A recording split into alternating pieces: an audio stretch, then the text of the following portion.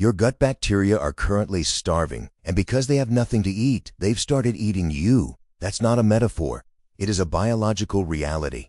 When you starve your internal ecosystem of the right environment, those trillions of bacteria stop processing your food and start digesting the protective lining of your own intestines. This internal cannibalism is the hidden trigger behind the brain fog you can't shake, the stubborn bloating that ruins your clothes, and the chronic fatigue that makes 3 p.m. feel like midnight.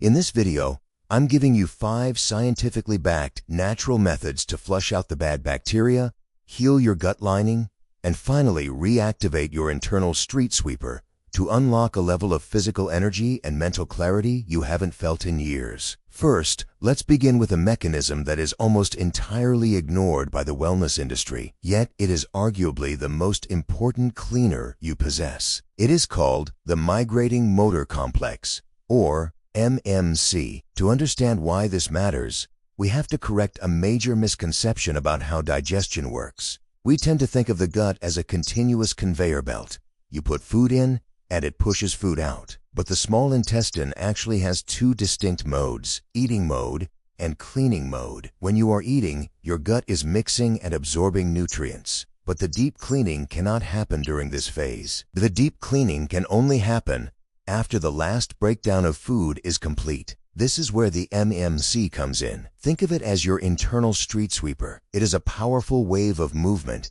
that sweeps through your small intestine. Its job is to push undigested food and cellular debris down into the colon where it belongs. But here is the critical rule. The street sweeper only comes out when the street is empty. It requires your stomach to be empty for roughly 90 minutes to 2 hours before it even begins its cycle. Once it starts, the cleaning cycle itself takes about 90 minutes to complete. If you eat anything, even a handful of almonds, or a specialized detox drink, the moment calories hit the stomach, the cleaning cycle stops immediately. In the modern world, we are grazing constantly. We eat breakfast, then a mid-morning snack, then lunch, a sugary coffee, dinner, and a late-night treat. Because we never stop eating, the cleaning crew never comes out. This has a disastrous effect. When the street sweeper doesn't run, bacteria are allowed to stagnate in the small intestine. This leads to fermentation, bloating, and a condition called SIBO, small intestinal bacterial overgrowth. Essentially, the trash piles up because the sweeper never gets a shift. The fix isn't a pill, it is the reintroduction of space. Research suggests that spacing meals by 4 to 5 hours without snacking in between allows this cleaning wave to complete a full cycle. It's about doing nothing. When you hear your stomach rumble and you aren't starving, that isn't always a cry for food. Often, that is the sound of the street sweeper doing its job. By simply closing the kitchen between meals, you allow the system to self-repair. Second, the garden ecosystem. Once we understand that the system needs time to clean, we have to look at the residents living inside the system. We are hosts to trillions of bacteria. For a long time, we thought of bacteria as enemies.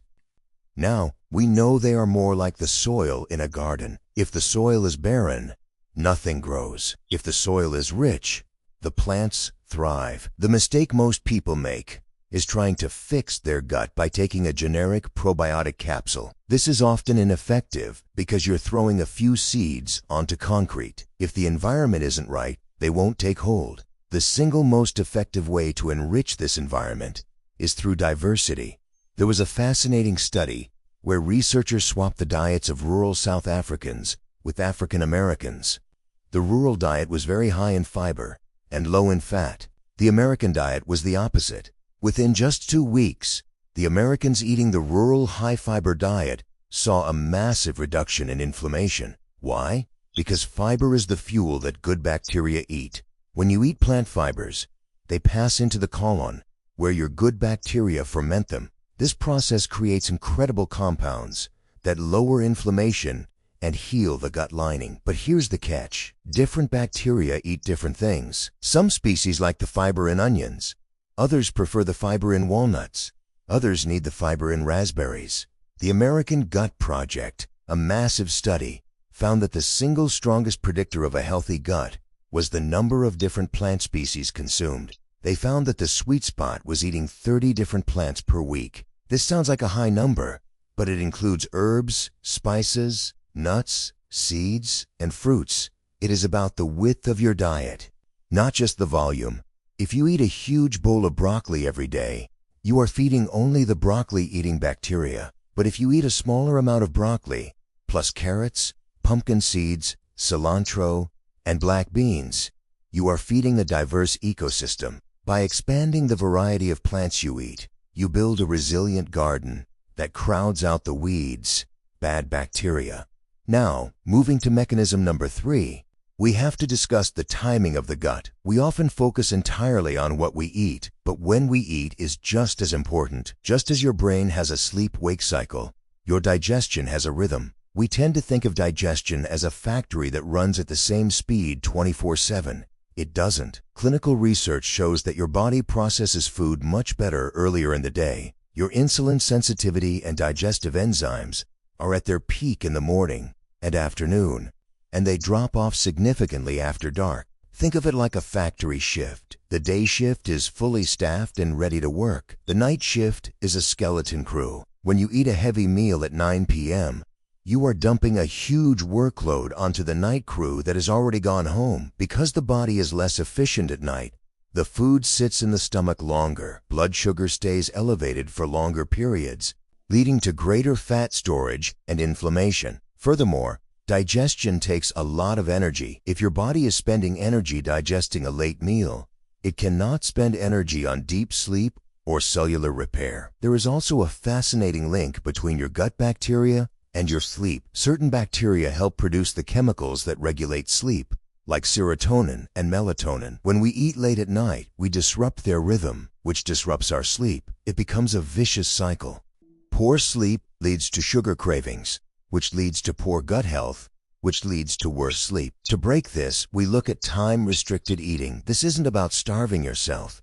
It is about metabolic rest. Try to confine your eating window to 10 or 12 hours.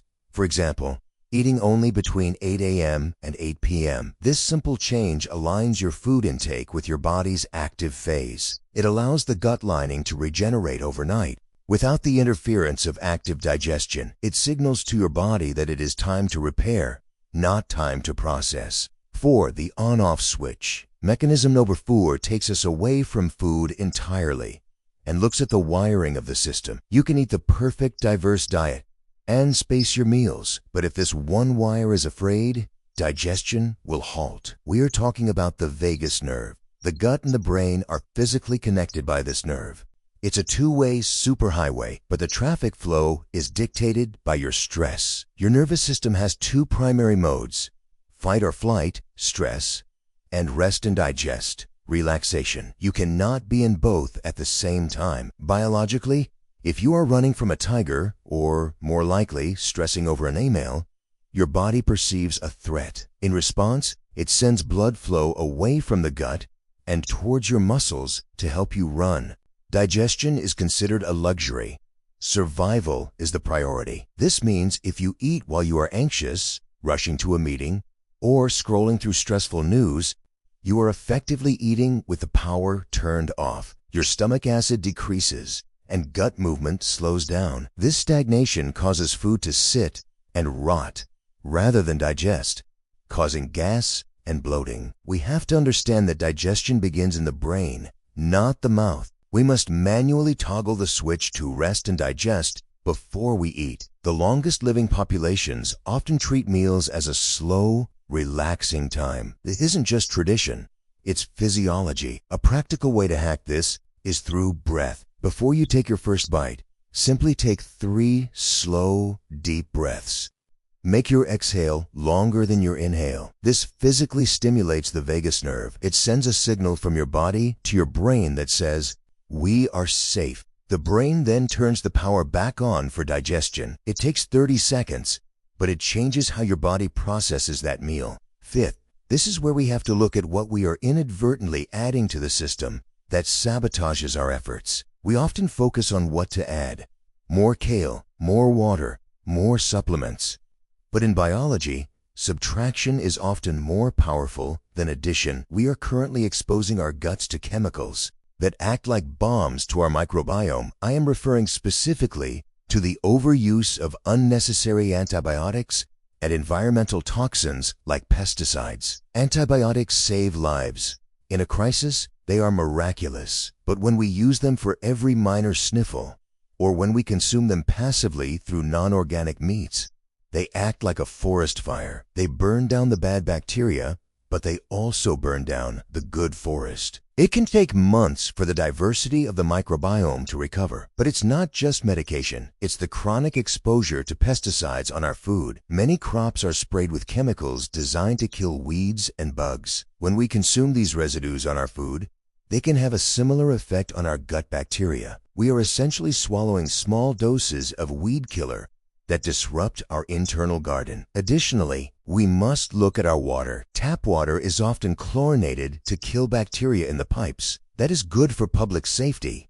But if you drink chlorinated water all day, you are introducing a mild antibiotic into your system constantly. The strategy here is defensive. It is about choosing organic for the dirty dozen, the fruits and vegetables that absorb the most sprays, like strawberries, spinach, and grapes. It involves using a simple filter for your drinking water to remove chlorine. It is about stopping the daily chemical assault so that the other four mechanisms we discussed can actually do their jobs.